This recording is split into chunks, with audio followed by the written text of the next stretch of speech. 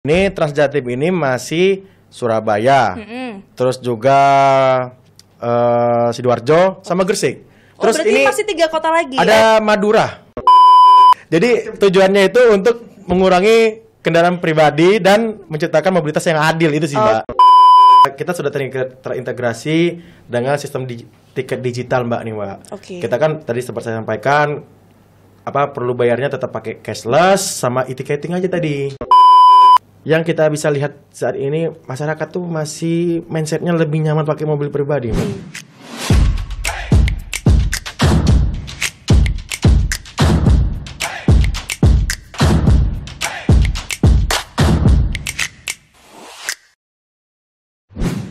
Balik lagi sama kita di Kios Koran. Dan kali ini kita ketemu lagi sama anggota DPRD Jawa Timur yang termuda alias Gen Z. Ini dia, ada Mas Bimo. Yeay. Kok Mas Bimo sih? Mas Bima. Mas Bima. Ya, Mas Bima Rafsanjani Rafid. Wah, namanya bagus banget, Mas. Siap, Mbak, benar. Oke, dari Gerindra Komisi D DPRD Jawa Timur. Apa kabar, Mas Bima? Alhamdulillah baik, Mbak. Alhamdulillah baik. Udah makan? Alhamdulillah belum, Mbak. Belum. Minum dulu, mungkin mau minum? Iya, boleh. Kita minum dulu, guys. Dan nggak keseretan. Ini saya sambil diet juga sih, Mbak. Oh, diet? Ya. Berarti minumnya air putih ya? Bener banget, bener. Ya ini. Suak norek DPRD ngombene mangane banyu putih loh. Enggak, ini bener lagi diet ini. Soalnya kemarin banyak gejala-gejala lah, jadinya kayaknya harus diet ini. Ya, emang betul sih, Mas, harus diet, pola hidup sehat ya, dan olahraga. Oke. Betul sekali. Mas Bima ini adalah anggota DPRD Jawa Timur yang paling muda karena usianya 22 tahun. Universitasnya di Brawijaya Malang. Tapi kalau ngomongin soal domisilinya di mana sih, Mas? Domisili. Saya ini domisili itu saya di saat ini ya, stay-nya di Surabaya. Oke, Surabaya Barat. Udah punya pacar, Mas Bima? Ayo, ono sing nonton lo ya. Kalau ngomong enggak, jealous. Atau HTS? Hubungan tanpa status. PDKT mungkin? Biar nanti dilihat waktu aja menjawabnya. Waktu menjawabnya. Yeah. Oke ya, namanya juga masih muda lah. Yeah. Masih mencari kesana koleksi seleksi resepsi. Waduh. ini koleksi ini berarti harus banyak yang lebih dari satu ya. Mumpung masih muda, Mas. Ntar kalau udah tua kayak aku gini, udah nikah nggak bisa kayak gitu. Wah, ini saya serap ini ilmunya ini barusan. Oke, Mas Bima ini kan domisilinya di Surabaya. Yeah. Terus kerjanya juga kantornya kan di Indrapura. Iya, Indrapura. Indrapura Surabaya gitu. Benar. Terus kuliahnya di Malang. Malang. Nah, gimana sih Mas Bima ini membagi waktu? Apalagi waktunya kan pasti sedikit banget gitu kan, Mas. Yeah. Membagi waktu antara pekerjaan sebagai anggota DPRD Jawa Timur dan sekaligus menjadi mahasiswa di Universitas Brawijaya. Membagi waktu awalnya berat pastinya ya, Mbak ya. Awalnya tuh saya waktu pertama harus waktu KRS-an saya harus memilah-milih nih. Mana jadwal yang saya kira ini, ini kalau hari Senin kayaknya banyak rapat paripurna. Jangan taruh hari Senin. Jadi saya taruh itu di hari Rabu, kok nggak Kamis. Dan untungnya saya ini udah kan semester akhir nih kan. Jadi sebenarnya tinggal skripsi sama ada beberapa matkul ya kan. Tinggal sedikit sih saya matkul, jadinya alhamdulillahnya nggak terlalu banyak kegiatan di kampus. Karena udah semester iya, kalau dulu saya suka bolak-balik kampus. Waktu awal-awal. Awal-awal waktu semester kemarin itu. Dan saya sempat ada punya rumah juga di Malang, jadinya kan agak jauh-jauhan Malang Surabaya ini. Terus kadang-kadang saya ini stay-nya ini agak nomaden orangnya tipikalnya. Iya. Bukan hanya di Malang aja, soalnya kalau saya dapil saya Banyuwangi. Terus kedua orang tua saya itu di Jakarta, Mbak. Oh, berarti di sini sendirian? Ya, saya sendirian. Ada tak kancani ta, Mas. Sakno ere arek enom sik dhewean iki lho. Yeah. Wah, berarti ini benar-benar Mas Bima ini mandiri dari segi keseluruhan ya. Pekerjaan udah mandiri, kemana-mana mandiri, tinggalnya juga mandiri. Siap, Mbak. Gila, keren banget, Mas. Terus gimana? Terus ya itu tadi kan orang tua saya kan aslinya Palembang sama Banyuwangi. Oh, wong Kitogalo. Wong Kitogalo. Saya lahir Palembang aslinya, Mbak. Oh, Palembang. Keren. Banyuwangi ini kok bisa kok lemparnya ke Banyuwangi? Karena kota kelahiran dari bapak saya. Kota kelahir. Oh, Bapak asli Banyuwangi. Asli Banyuwangi. Berarti bule ya, Mas Bima Banyuwangi. ya? Banyuwanginya tapi ada campur Maduranya dikit. Wah, berarti beneran bule, blasteran ya? Iya, blaster. Madura, Sumatera, sama Banyuwangi, Jawa Timur. Sama Jawa Timur. Iya. Gila, keren. Kenapa Mas Bima ini ambil dapilnya itu dapil tapal kuda, Mas? Pertama, karena instruksi dari partai sih, Mbak. Oke. Instruksi kita dapat penempatan di Banyuwangi.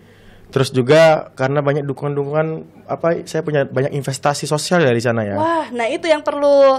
Tadinya sempet mikir loh, Mas Bima ini kan tinggalnya di Surabaya, tapi kok dapilnya sampai ke wilayah sana? Yeah. Apa aja yang sudah ditanamkan ke masyarakat yang ada di dapilnya Mas Bima? Ya jadi saya ini sempat kemarin membantu anggota DPR RI, Mbak. Jadi saya sempat bantu anggota DPR RI, namanya Pak Sumail Abdullah. Terus beliau kan ada banyak program dari pusat. Nah, saya membantu mendistribusikan program-program tersebut merata di 3 kabupaten ini, Kabupaten Banyuwangi, Situbondo, dan Bondowoso.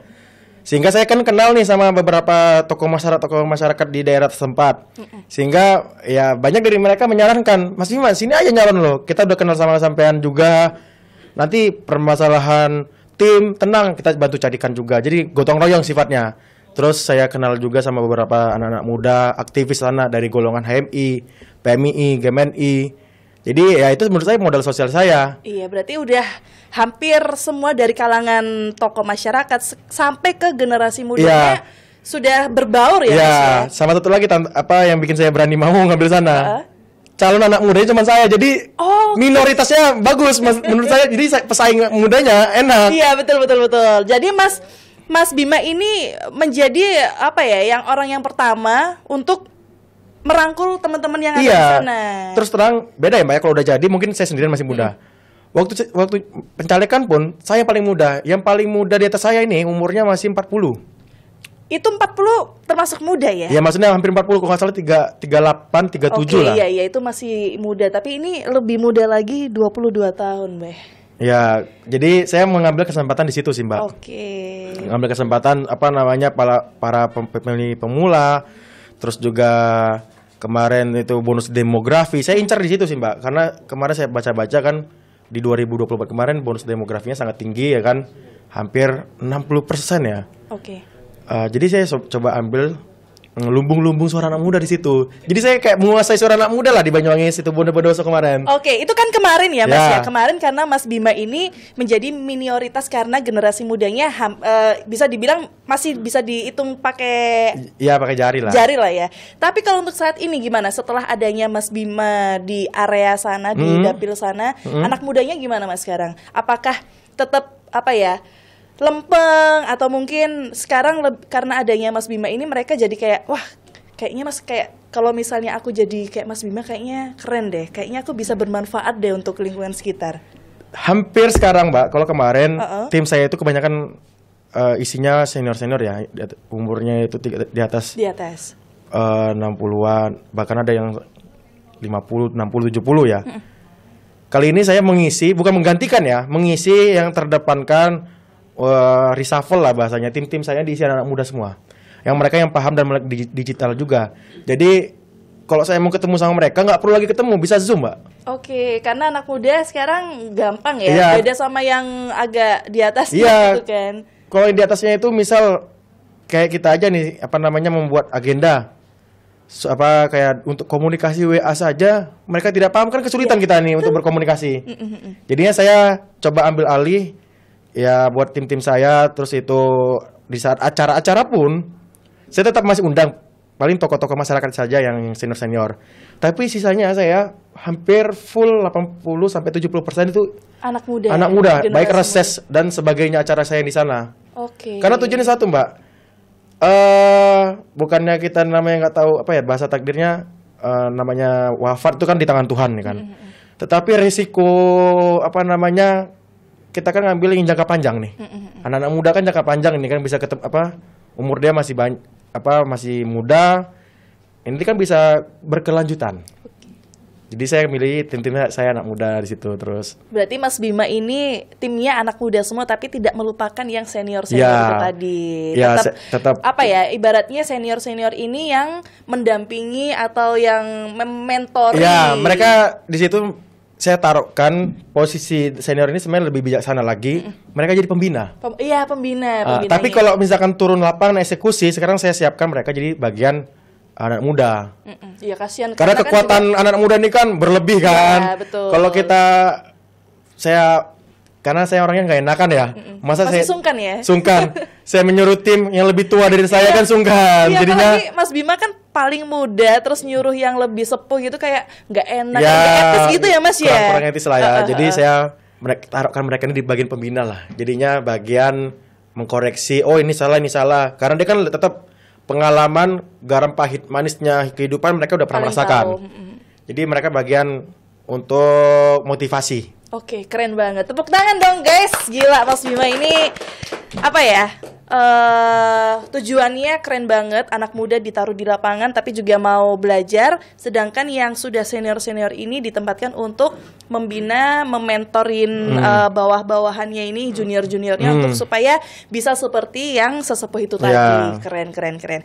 Kita kembali lagi ke laptopnya Mas ya. Boleh. Oke, Mas Bima dari Gerindra. Di Mbak. Komisi D, balik lagi ya guys ya. Komisi D itu kan pasti pembahasannya terkait infrastruktur, pembangunan, dan lain-lain. Apa aja sih Mas? Kalau di Komisi D ini kemitraan kita ini pertama ada Dinas Lingkungan Hidup. Dinas Lingkungan Hidup, oke. Dinas PU, terus juga ada Cipta Karya, Dinas Perhubungan, sama DLH tadi sudah kan ya. Satu lagi tuh ISDM. Oke, berarti fokusnya ke 6 ini tadi ya? Iya. Baik. Ini kalau kita di episode sebelumnya itu kan kita lagi bahas Jawa Timur Smart City benar, di Smart City. Pembangunan infrastruktur yang cerdas dan salah satunya adalah mencakup transportasi. Nah, tapi di episode kali ini guys, ini masih berkesinambung ya Mas Bima ya. Di episode kali ini kita akan membahas Transjatim sebagai angkutan publik yang terintegrasi. Bahasanya menarik berarti ini, Mbak. Iya dong, anak Jawa Timur gitu loh. Berarti ini ranahnya masuk kita ke Dinas Perhubungan. Oke, Dinas Perhubungan. Pas banget nih, Mas. Ini apa sih, Mas, latar belakang munculnya Transjatim dan bagaimana konsep transportasinya supaya masyarakat ini tahu fungsinya apa, kebutuhannya seperti apa, seperti itu. Jadi gini, Mbak. Transjatim ini muncul di Jawa Timur karena keresahan dari totalnya kemacetan yang ada di kota-kota besar. Oke, ya kan? Awalnya dari situ. Ya, terus juga mobilitas yang tinggi di daerah-daerah mungkin Surabaya kan sudah pasti tahu kan, Malang itu macetnya luar biasa. Terus Sidoarjo juga pun sama. Nah itu munculnya. Terus munculnya juga Transjatim ini adalah konsep transportasi yang efisien, aman, terjangkau murah Mbak itu Mbak. Oke, terjangkau murah-murahnya itu berapa sih Mas? 2.000. 2.000? Iya, 2.000 sampai 5.000. 2.000 sampai 5.000. Sebentar, ini sebelum kita membahas terkait harganya, saya mau tanya, Transjatim sendiri ini meliputi daerah mana aja sih? Karena kan nggak seluruh daerah yang ada di Jawa Timur itu sudah ada Transjatim. Iya, benar Mbak, masih belum. Karena di saat ini Transjatim ini masih Surabaya, terus juga Sidoarjo sama Gresik. Terus berarti ini masih 3 kota lagi. Ada Madura satu lagi. Madura baru sampai Bangkalan kalau tidak salah. Oh, Madura sekarang. Baru koridor 5 nih. Keren. Sama Mojokerto. Ya, Mojokerto. Berarti Surabaya, Sidoarjo, Gresik, Mojokerto. Ya. Habis gini Jombang berarti ya. Habis ini harapannya Mbak ya. Sebenarnya itu Jombang. Habis ini pengennya kita Malang. Karena Malang itu kan banyak mahasiswa kan yang pastinya pengen main ke Surabaya, sebaliknya Surabaya balik ke Malang. Karena kota Malang, apalagi kota Batu, ini kan kota wisata, terus juga kotanya pendidikan mahasiswa ya kan. Kotanya anak muda lah. Ya, kotanya anak muda sekali pasti Malang itu. Saya terus terang walaupun saya dapil lain, saya mendukung kalau bisa ada di Malang. Oke, berarti karena kan kalau kita ngomongin soal Transjatim itu kan wilayahnya mengarah ke arah mana ya? Kalau ke Madiun sana itu ya, arah ke Matraman mungkin ya, bukan ya? Selatan atau utara atau apa ya? Mengarah ke Kulonan ya itu namanya ya. Kulon itu apa ya? Ya pokoknya arah ke sana. Ya. Tapi kalau mengarah ke Malang itu kan melewati Pasuruan. Enggak. Bukan Pasuruan, siapa sih namanya? Prigen. Masuknya itu Pandaan, Mbak. Oh iya, Pandaan. Pandaan. Prigen itu kan Pandaan kan, Mas? Iya, Pandaan itu. Nah, itu berarti kalau misalnya Malang ada, bakalan melewati Prigen. Kemudian itu nggak sih? Kalau saat ini pengennya sih kalau bisa pakai jalan tol ya biar cepat ya. Oke. Kalau saya pribadi, tapi nggak tahu nanti konsepnya, nanti kita coba rumus, kita kaji seperti apa, apakah cocok ya kan, karena ini kan masih disubsidi juga sama pemerintah provinsi Jawa Timur. Makanya kenapa murah itu tadi, Mbak. Terus kenapa Transjatim ini bisa muncul? Karena mengurangi kendaraan pribadi juga, Mbak. Oke, karena kendaraan pribadi ini kan banyak ya, Mas. Banyak, baik motor maupun mobil. Contoh saja, misal mobil isinya cuma satu orang, kan bikin macet, Mbak. Ataupun motor cuma isi satu orang. Sebenarnya mobil sih yang parah. Parah sih, kalau mobil cuma satu, mending bawa sepeda motor ya. Kalau nggak berdua, kadang-kadang buat jalan sama pacarnya kan. Masa keluar kota sama pacar, mau ngapain tuh? Terus, jadi tujuannya itu untuk mengurangi kendaraan pribadi dan menciptakan mobilitas yang adil, itu sih, Mbak. Oke, berarti mengurangi kemacetan ya, lebih tepatnya. Karena kan itu. Kalau misalnya kita ketahui, jangan jauh-jauh. Kalau Lebaran aja, Mas, itu misalnya Surabaya ke Mojokerto, yang biasanya itu cuman 1,5 jam itu bisa sampai 3 jaman karena banyaknya kendaraan itu tadi. Mungkin itu salah satunya ya. Salah satunya, Mbak. Karena kan kalau bis itu kan bisa memuat sampai 20 orang, 30 orang. Bayangkan saja 30 orang bawa mobil satu-satu. Waduh. Apakah macet? Yo, sedinoan iku sampai Mojokerto. Oke. Ya itu kan kalau kurang lebih saya mengestimasikan seperti itu tadi tuh, Mbak. Harganya 2.000 sampai 5.000. Ya, terus itu pakai sistem apa? Tunai kah atau mungkin pakai kad? Kalau di Surabaya itu kan bisa pakai e-tol atau apa gitu kan. Transjatim ini udah pakai e-ticketing sama cashless, Mbak. Oh, gitu. Jadi bisa pakai kartu, sama kita bisa mesen lewat aplikasi, Mbak. Aplikasinya apa, Mas Bima?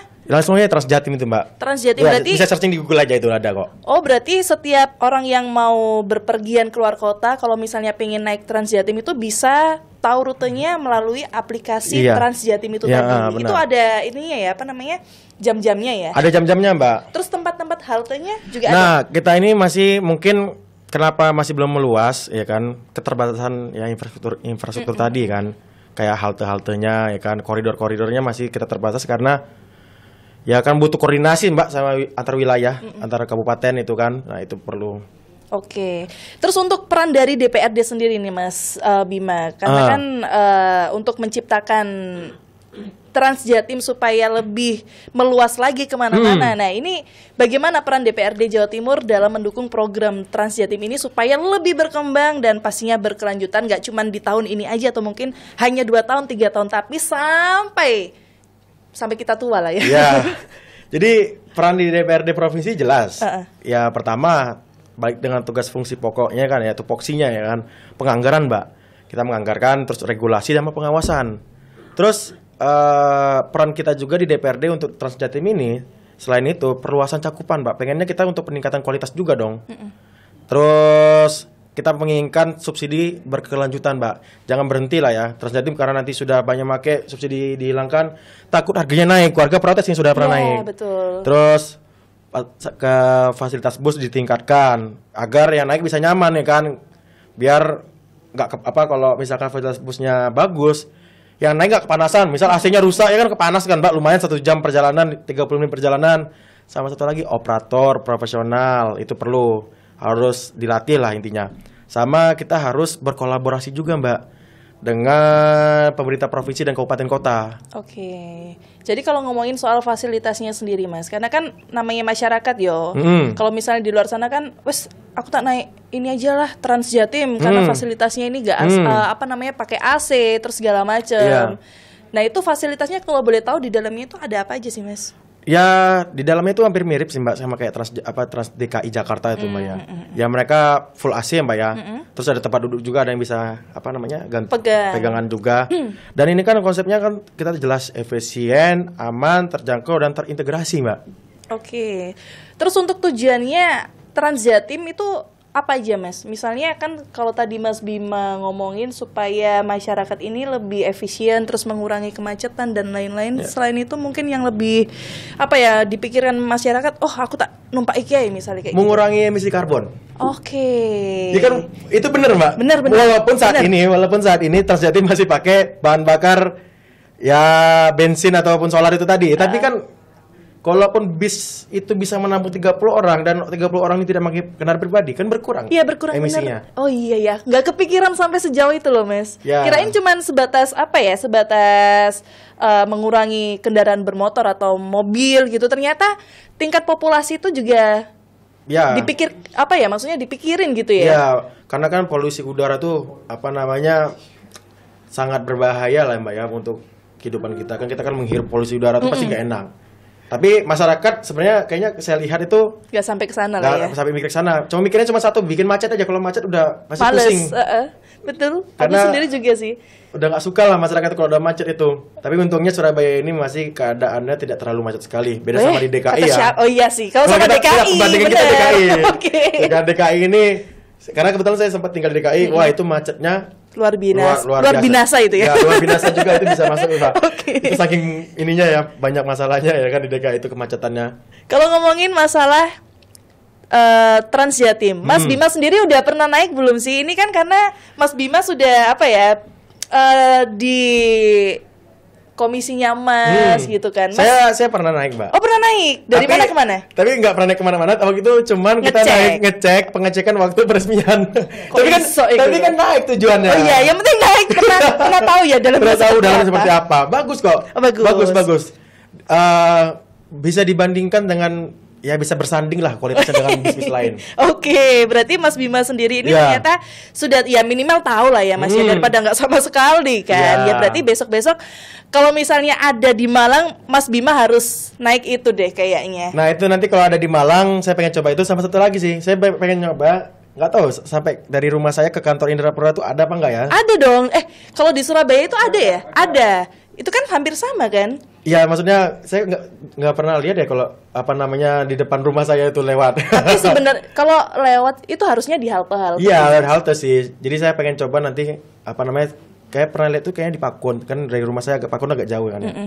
Ada sih di depan mallnya pas kan kalau nggak salah. Iya, di depan mallnya Pakun pasnya baru ada. Tapi kan ke Indrapuranya nggak tahu ya ini haltenya. Halte Indrapuranya itu akhirnya kan saya mikir ini apa namanya nanti aja deh coba-cobanya nanti saat nanti saya pengen. Kalau pas nganggur ya Mas ya kan ini banyak kerjaan. Iya, kalau lagi waktunya nggak mepet-mepet saya nggak mau nanti. Oke, minimal lah ya Mas Bima ini sudah tahu Transjatim itu seperti apa. Nah untuk Transjatim sendiri ini kan disebut sebagai angkutan yang terintegrasi ya Mas ya. Apa aja sih bentuk integrasi ini dan sejauh mana sudah terlaksana? Terintegrasi ini ada 3 poin sih yang saya lihat ya kan. Pertama, integrasi rute antar wilayah. Contohnya kan tadi sudah saya sebutkan. Surabaya, Sidoarjo, Gresik, Mojokerto, Madura Bangkalan ya. Kan harapannya Madura bisa sampai paling ujung itu. Amin. Ya kan sampai Sumeneb itu kan. Tapi jangan berharap bisa sampai Kangean ya. Kangean udah pakai harus naik kapal. Beda pulau soalnya itu Mas. Ya. Terus nomor 2 kita sudah terintegrasi dengan sistem tiket digital Mbak nih Mbak. Okay. Kita kan tadi sempat saya sampaikan perlu bayarnya tetap pakai cashless sama e-ticketing aja tadi.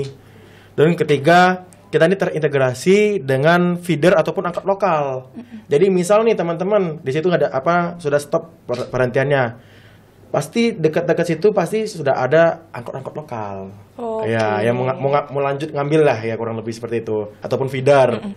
Kalau misalkan tidak ada, ya teman-teman kan sekarang era digital ada handphone bisa buka ada namanya driver ojol online kan bisa itu juga. Oke, seperti itu. Terus untuk tantangan terbesarnya ini Mas dalam mengembangkan Transjatim sebagai angkutan publik andalan, pastinya kan pasti ada tantangannya sendiri yang sampai akhirnya bisa terwujud Transjatimnya. Tantangan nih Mbak ya. Tantangannya itu yang kita bisa lihat saat ini masyarakat tuh masih mindsetnya lebih nyaman pakai mobil pribadi Mbak. Iya sih. Itu PR-nya ya, PR paling besar ya. Ya soalnya mungkin pertama kalau misalkan mereka yang punya pacar ya malu-malu mungkin iya. masa jalan-jalan, ayo kita jalan-jalan, naik apa? naik Trans. Naik Transjatim. Tapi sebenarnya patut dicoba tuh ya kan, perlu coba sekali-sekali pacarnya diajak Transjatim mau apa enggak ya kan. Itu mengetes pacarnya, siapa tahu pacarnya mau ikut. Berarti nggak pilih-pilih orangnya. Nggak pilih orang-orangnya. Biar nggak tiap hari dikit-dikit naik mobil, naik motor ya kan. Aduh, untuk bahaya. Ini kan baik niatnya kan. Mungkin pacarnya kalau naik Transjatim niatnya mengurangi kemacetan kalau ditanya nanti. Mengurangi emisi karbon. Terus tantangan lainnya selain itu tuh Mbak ya, infrastruktur yang terbatas Mbak. Balik lagi ya. Iya, halte, terus juga jalurnya masih belum banyak kan, sama feeder tadi, angkutan umumnya itu masih belum banyak untuk menampung tadi. Sama tantangan lainnya kita harus sinkronisasi kebijakan antar wilayah Mbak, karena kan kita kan masuk ke kabupaten kota lain kan, kita harus komunikasi bersinergi dengan misal kepala daerah sana. Misal saya pengen harapannya Transjatim ini bisa sampai Malang. Kita kan harus bersinergi dulu nih. Apakah menyetujui atau enggaknya? Iya, menyetujui apa enggak. Menyetujui apa enggaknya. Kadang-kadang ini kan di bagian ini nih yang kadang agak lama, agak sulitnya kan melobinya nih, Mbak. Oke. Ya kan pasti mereka kan akan mengkaji nih kira-kira baik dan bagus apa tidak. Tapi saya kira bagus sih untuk Transjatim. Untuk menambah angkutan umum lokal yang biar lebih baik dan lebih efisien, apalagi terjangkau, murah, siapa yang nggak mau? Cuman 2.000 sampai 5.000 rupiah. Tapi dengan tantangan itu semua, ya saya optimis sih Mbak, dengan pendekatan partisipatif dan penguatan layanan, apalagi layanannya juga saya kira ini Transjatim ini sudah cukup baik ya. Saya bisa tantangan semua ini bisa diatasi lah ya. Oke, untuk fasilitasnya sendiri Mas Ngapunten, ini saya mau tanya, untuk orang-orang yang disabilitas apakah bisa menggunakan Transjatim atau hanya maksudnya yang kan susah gitu kan? Ya, bagaimana itu? Teman-teman yang difabel yang fasilitasnya itu sudah ada sih Mbak. Oh sudah ada. Ya karena ada kan tempatnya sendiri berarti ada tempatnya sendiri, terus juga bisnya tuh nggak terlalu tinggi untuk mau naik itu. Nggak terlalu tinggi, saya udah coba ya. Bagi saya yang masih sehat walafiat ya saat ini, saya kira untuk teman-teman difabel yang pakai tongkat pun masih bisa lah, ataupun yang naik apa namanya itu? Kursi roda. Nanti insya Allah bakal dibantu sama. Ada pelayanannya di situ ya. Nanti bisa dibantu sama pelayanan yang langsung di situ untuk dibantu buat naik ke berarti bisnya itu. Semua pasti bisa menaiki Transjatim. Iya, bisa sekali Mbak, ya kan? Karena kita menginginkan ada keadilan bagi semua masyarakat, ya kan? Jadi semua bisa mengakses Transjatim ini, Mbak. Jadi tidak tebang pilih lah, ya kan? Kita menginginkan masyarakat Jawa Timur itu bisa merasakan langsung. Karena harapannya memang kalau bisa semuanya pakai Transjatim ini, termasuk saya sebenarnya. Ya. Termasuk saya juga ya, kalau pulang kampung gitu. Boleh tuh Mbak. Oke, terus untuk DPRD sendiri nih Mas, bagaimana DPRD ini memastikan kalau Transjatim inklusif dan bisa diakses oleh seluruh lapisan masyarakat termasuk difabel dan juga masyarakat yang berpenghasilan? Jadi baik lagi Mbak, kita tarif ini udah kami pilih karena disubsidi tadi ya, terjangkau, ya kan. Terus juga ini kendaraannya aman. Terus juga terdapat edukasi penggunaannya juga Mbak nanti itu Mbak. Jadi saya yakin Transjatim ini kan sudah dikaji dengan teman-teman. Terus juga kita kaji juga dengan para pakar-pakar ya kan, kelayakannya seperti apa. Ini saya kira sudah cocok sekali Mbak. Untuk teman-teman yang difabel tadi dan inklusinya seperti apa itu sudah cocok lah. Gitu. Mas Bima ini kan pasti teman-temannya banyak. Yang dirangkul ini pasti banyak juga. Yeah. Apa yang bisa dilakukan masyarakat, Mas? Terutama generasi Gen Z, generasi muda gitu kan. Ya generasi Z, milenial, Alpha dan lain-lain untuk bisa memajukan atau membuat Transjatim ini dikenal dan mereka pun juga menaiki Transjatim itu sendiri? Caranya ya, peran masyarakat gunakan Transjatim. Pertama itu, gunakan Transjatim. Semakin banyak penumpang, Mbak, semakin kuat kami menjustifikasi untuk ekspansi. Oke. Ya kan? Itu kan ada supply and demand lah ya pastinya. Kurang lebih kita kalau pakai rumusnya itu, semakin banyak penumpang, kebutuhan Transjatim akan semakin banyak nantinya. Akhirnya kita akan buat rute-rute wilayah baru. Terus kami memberikan boleh masyarakat boleh memberikan masukan, Mbak, Oke. terhadap Transjatim ini melalui kanal digital ataupun forum-forum warga. Silakan. Apa kekurangan Transjatim? Silakan disampaikan di forum-forum digital ya kan, ataupun di forum-forum warga, ataupun di media. Kan bisa sekarang TikTok ini kan dikit-dikit bisa viral. Iya, betul. Kita bisa bikin konten gak Iya, sih? boleh. Misalnya kita lagi naik Transjatim gitu Iya. kan. Guys, ternyata aku sekarang lagi Iya. dari sini ke sini, ternyata biayanya murah dan Iya. lebih efisien gitu kan. Jadi bisa di-review lah, bisa. Iya, di-review. Iya, di-review ataupun apa ya, kalau konten anak muda, we hate, we don't judge itu. Oh iya, benar. Jadi boleh nggak apa-apa kalau mau bikin konten-konten seperti itu, ya misal lika-liku naik Transjatim, ya kan? Oke. Jadi kan nanti ini jadi bahan pertimbangan apa yang menjadi kekurangannya. Karena kritik ini bagian dari pembinaan dan pembenahan. Oke, berarti misalnya pun ya bikin konten tapi kontennya itu negatif.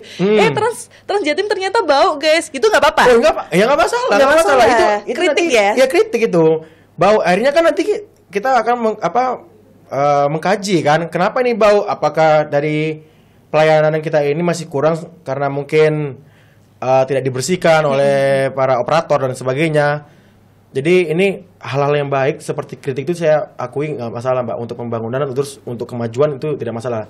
Beda sama nyinyir ya. Iya. Misal Transjatim buat apa ini dan lain sebagainya. Padahal belum pernah nyoba, kecuali dia udah pernah nyoba ya, pernah merasakan, boleh dikritik apa yang tidak menjadi kekurangannya seperti apa. Apalagi harga terjangkau kok. Terus peran lainnya sih ketiga itu ikut jadi agen perubahan. Oke. Terutama anak muda sih. Anak muda pentingnya mereka harus menyuarakan pentingnya nih ya kan, transportasi publik yang modern, Mbak, yang berkelanjutan. Itu anak muda harus menyuarakan tuh. Makanya gue bilang tadi tuh, Mbak, dia harus bisa nih upload di sosial media hashtag naik Transjatim. Nah, itu harus kan? ada hashtagnya sih Ya kayaknya. kan? Transjatim lebih efisien, ya kan, lebih murah dan terjangkau. Sampai sekarang ada nggak sih itu hashtagnya atau cuman Mas Bima aja yang pingin ada hashtag seperti itu? Karena saya suka buka TikToknya, saya belum pernah ada ya lihat ya. TikToknya apa Mas kalau boleh tahu?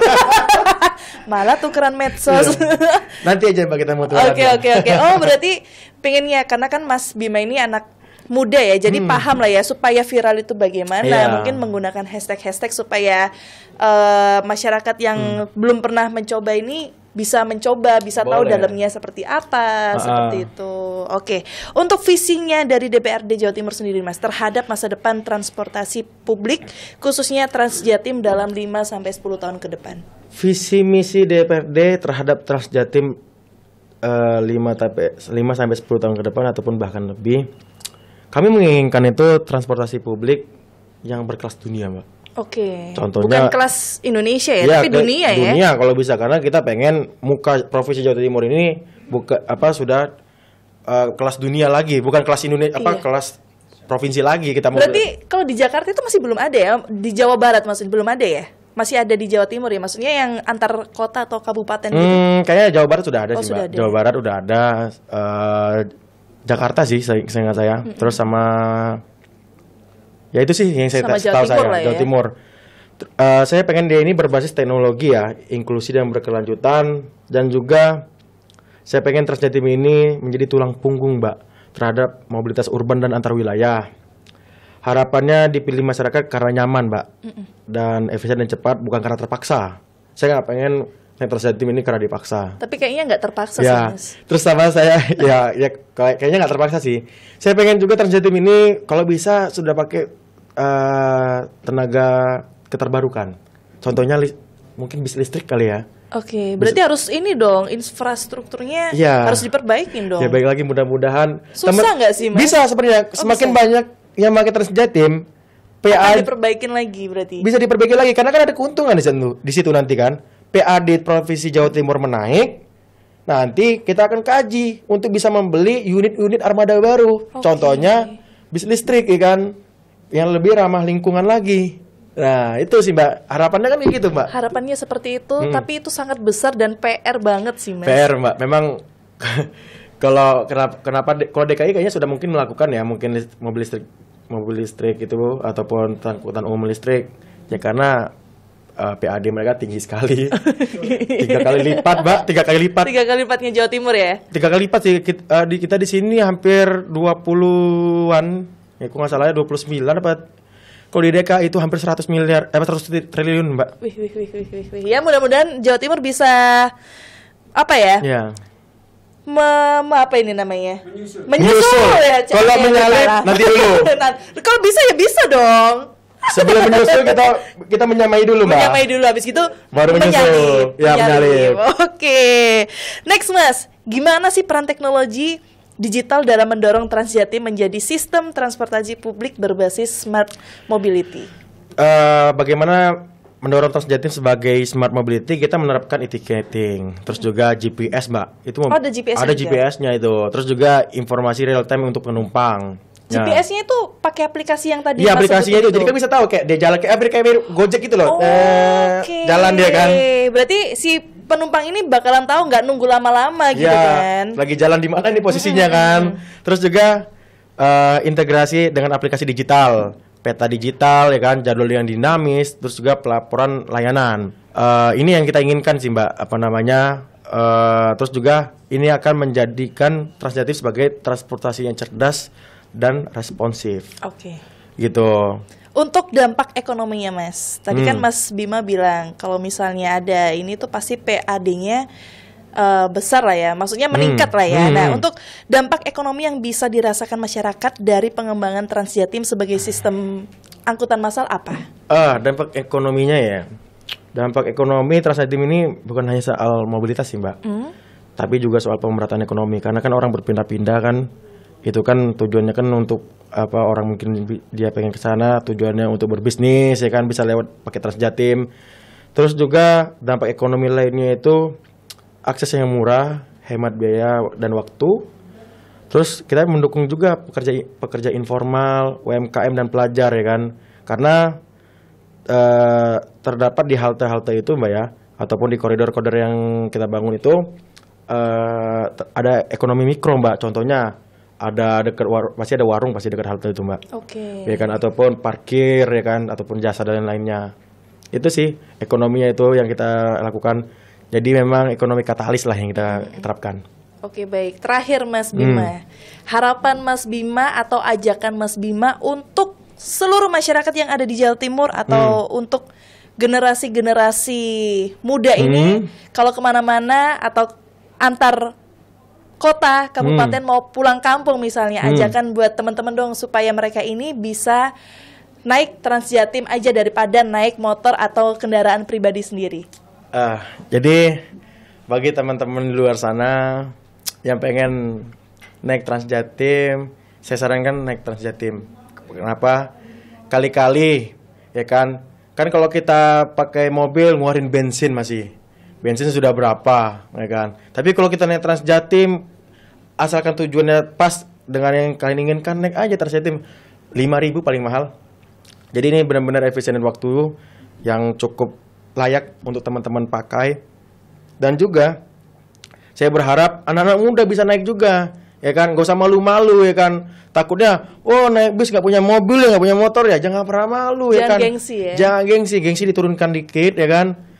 Siapa tahu kalian karena menabung ya kan, mengurangi uang buat bayar bensin yang beberapa itu tadi. Terus kalau naik motor, apalagi naik motor ya panas-panasan, ini naik bis kita ASEAN ya kan. Panas. Mungkin bagi teman-teman mobil bisa menghemat uang bensinnya ya kan, bisa ditaruh dulu di rumah ya kan, mobilnya biar ya kinclong ya kan, daripada keluar nanti mobilnya kotor, sayang sekali itu. Jadi saya harap teman-teman bisa pakai Transjatim biar nanti kedepannya dari hasil kalau misalkan Transjatim tetap ini banyak penumpangnya, pendapatan daerah kita akan naik, akan kita tingkatkan lagi infrastruktur dari transportasi umum yang ada di pemerintah Provinsi Jawa Timur. Oke, luar biasa, keren Mas Bima ajakannya. Ojo lali rek. Oke Mas Bima. Iya, siap. Ada lagi yang mau disampaikan? Jangan lupa dan jangan malu ajak pacarnya juga kalau mau jalan. Sing duwe pacar. Kan duwe ya bosano. Ajak tonggone. Ajak tonggonya ya kan. Jangan malu-malu ya. Siapa tahu dapat pacar di dalam Transjatim itu tadi.